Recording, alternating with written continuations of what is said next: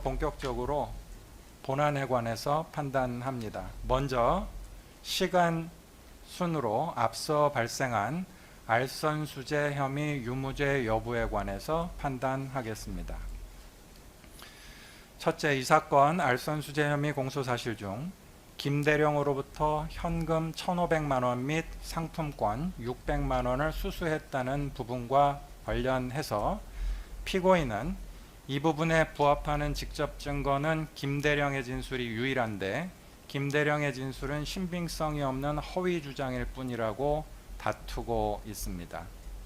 따라서 이 부분 쟁점은 공소사실의 핵심적 구성 요건 사실과 관련하여 피고인이 김대령에게 진급 청탁 알선 명목의 금원을 요구한 게 사실인지, 피고인이 2024년 8월 29일 김대령을 만났고 현장에서 1,500만 원과 현대백화점 상품권 100만 원 상당의 수수가 있었던 게 사실인지, 피고인이 2024년 9월 22일 김대령을 만난 자리에서 롯데 상품권 500만 원 상당의 수수가 있었는지에 관한 직접 증거인 김대령 진술의 신빙성 여부가 됩니다. 따라서 이하에서는 김대령 진술의 전체적인 신빙성 및 위 각 핵심적 구성 요건 사실과 관련된 쟁점 사실에 관한 김대령 진술의 개별적 신빙성에 관해서 판단합니다.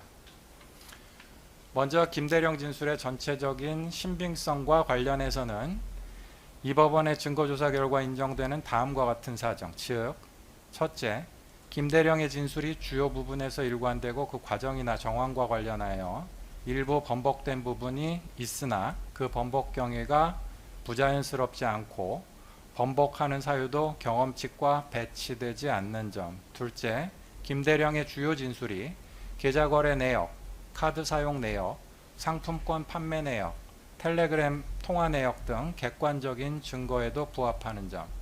셋째, 김대령은 이 부분 범행에 관해서 수사기관에서 자발적으로 진술한 것으로 보이고 없는 사실까지 만들어내서 적극적인 허위의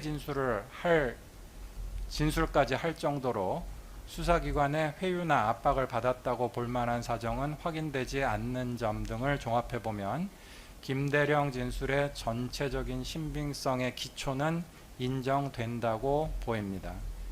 이에 대해서 피고인은 이 부분 공소사실에 기재된 핵심적 구성요건 사실과 관련된 구체적인 상황별로 김대령 진술의 신빙성을 다투고 있는 바 아래에서는 그 구체적 부분에 대한 김대령 진술의 신빙성을 인정할 수 있는지 여부에 관해서 판단하겠습니다. 피고인이 김대령에게 2023년 10월경 및 2024년 7, 8월경 진급 청탁 명목으로 금품을 요구했다는 부분과 관련해서 피고인은 2023년 하반기 무렵 김대령이 유일하게 준장으로 진급할 수 있는 직위는 정보사 예하 정보여단장이었고 위 정보여단장 직위에 관해서는 이미 2020년 임명된 지모 장군의 임기가 2024년까지 연장된 상태였기 때문에 김대령의 준장 진급 가능성이 높지 않았던 점, 그리고 피고인이 2024년 7, 8월경 문사령관으로부터 김대령의 승진 로비 관련 이야기를 듣고 김대령에게 조심하라고 말하기까지 했던 점 등에 비추어 피고인이 김대령에게 위와 같은 제안을 하는 것은 객관적 정황과 상식에 반하므로 피고인이 김대령에게 진급 청탁 알선 명목의 금원을 요구했다는 김대령의 진술 부분은 허위다라고 주장하고 있습니다. 그에 관해서 살피건대 이 법원의 증거조사 결과에 의해서 인정되는 다음과 같은 사정, 즉 김대령도 같은 이유로 자신은 진급 가능성이 높지 않다고 생각해 처음에는 피고인의 제안을 거절했다고 진술하고 있는 점. 둘째, 당시 지모 장군의 임기가 2024년까지 연장된 것 자체가 내부에서 이례적인 인사였다고 평가되고 있던 상황에서 김대령의 2023년 하반기 준장 진급 가능성이 전혀 없었다고 단정하기는 어려운 점. 셋째, 실제로 2023년 하반기 준장 인사에서 지모 장군이 전보 조치됐고 전역이 1년이 남지 않은 박모 대령이 준장으로 진급해서 정보여단장으로 보임되는 등 연이어 이례적인 인사가 실행되기도 했던 점. 넷째, 이후 2024년 6월경 박모 준장이 비위 문제로 직무 배제되어 직무대리 체제로 전환됨에 따라 김대령으로서도 충분히 진급을 기대할 수 있는 상황이 되었던 점.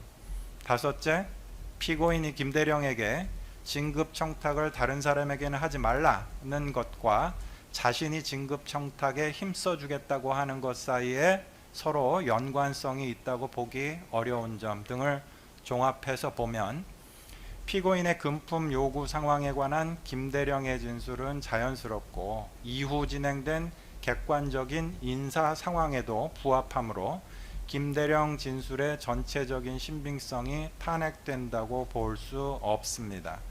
따라서 피고인의 이 부분 주장도 받아들이지 않습니다.